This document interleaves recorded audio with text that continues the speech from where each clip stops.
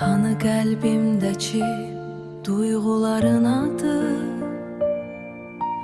hiss etdiyim, yaşadığım o eşqin dadı. Sevgimdə, eşqimdə, məhəbbətimdə bir vaxtlar səninlə vardı mənası.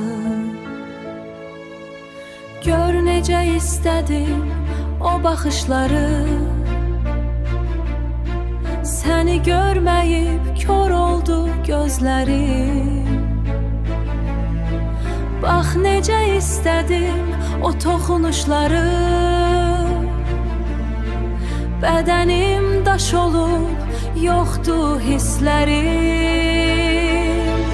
Neyləyim səndən ötürü heç nə bilmədim, yaşayım ya ölüm seçə bilmədim.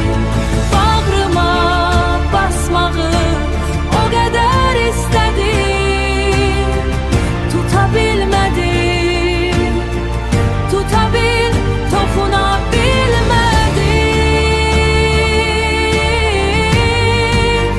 toxuna bilmədim.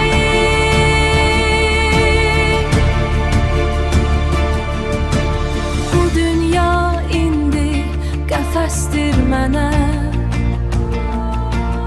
azadlıq arzusum unutmuşam mən. Göylərin üzünü bulud alsa da,